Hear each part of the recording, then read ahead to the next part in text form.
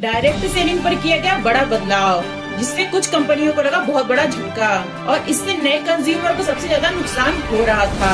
अगर आप भी किसी डायरेक्ट सेलिंग कंपनी में काम कर रहे हैं तो सतर्क रहें और चेक करें क्या आपकी कंपनी इन सभी नियमों का पालन करती है या नहीं। डायरेक्ट सेलिंग कंपनियों पर कानूनी शिकंजा, एजेंट से रजिस्ट्रेशन फीस या अन्य चार्ज नहीं वसूल सकेंगी कंपनियां। रजिस्ट्रेशन करवाना हो गया अनिवार्य। क्या कहता है नया draft rules?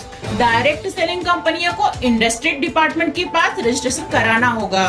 Registration number, website और प्रत्येक इनवॉइस पर प्रमुख रूप से दिखाना होगा।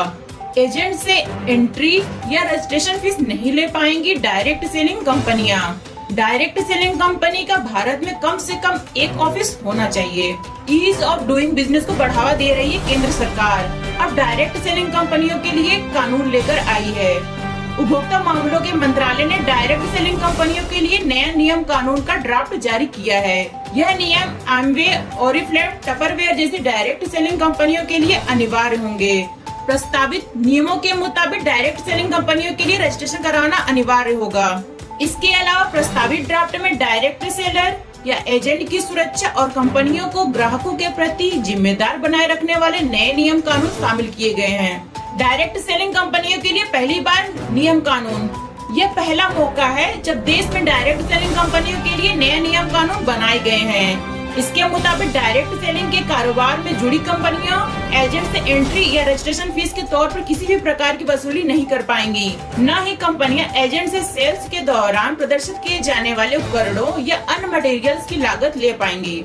इससे पहले मंत्रालय ने डायरेक्ट सेलिंग कंपनियों के लिए 2016 में भी गाइडलाइन सेट जारी किया था, लेकिन यह केवल एक एडवाइजरी थी। अब प्रस्तावित किए गए नियमों को कंज्यूमर प्रोटेक्शन एक्ट के तहत कानूनी रूप दिया गया है और इनका पालन न करने पर पेनाल्टी भी लग सकती है। भारत में कारोबार करने वाली प्रत्येक डायरेक्ट सेलिंग कंपनी को इंडस्ट्री डिपार्टमेंट के पास रजिस्ट्रेशन कराना होगा। कंपनी का कम से कम एक ऑफिस भारत में होना चाहिए।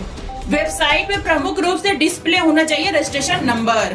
ड्राफ्ट रूल के मुताबिक डायरेक्ट सेलिंग कंपनी का रजिस्ट्रेशन नंबर कंपनी की वेबसाइट और प्रत्येक इनवॉइस पर प्रमुख रूप से डिस्प्ले होना चाहिए। समस्याओं के समाधान के लिए कंपनी का विशेष अधिकारियों की नियुक्ति करनी होगी।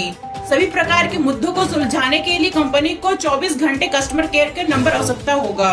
प्रस्तावित रूल में ये साफ कहा गया है कि कोई भी direct selling company pyramid scheme promote नहीं कर पाएंगी। न ही ऐसी कंपनी डायरेक्ट सेलिंग बिजनेस में बढ़त बनाने के लिए मनी सर्कुलेशन स्कीम में भाग ले सकेंगी। पिरामिड स्कीम एक ऐसा बिजनेस मॉडल है जिससे जुड़ने वाले सदस्यों से यह वादा किया जाता है कि उनको अन्य सदस्य जोड़ने पर भुगतान या सेवा मिलेगा। ऐसी स्कीम में उत्पादों या सेवाओं की बिक्री नहीं होती है।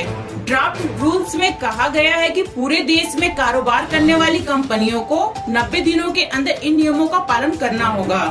प्रस्तावित रूल्स में यह कहा गया है कि डायरेक्ट सेलिंग कंपनियों को खराब या नकली सामान और सेवाओं में कमी को वापस लेना होगा। साथ ही कंपनियों को सामान और सेवाओं के बदले ली गई राशि को लौटाना होगा। ड्राफ्ट रूल्स में एजेंट या सेलर के लिए कूलिंग ऑफ पीरियड को भी प्रस्तावित किया गया है। इसके तहत एजेंट तय समय के अंदर समझौते से इनकार कर सकता है। ऐसा करने पर एजेंट पर समझौता उल्लंघन का आरोप नहीं लगेगा और न ही उस पर पेनाल्टी लगाई जाएगी।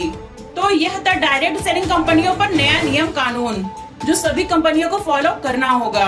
अदरवाइज गाइडलाइंस का उल्लंघन करने पर उन्हें भुगतान करना होगा।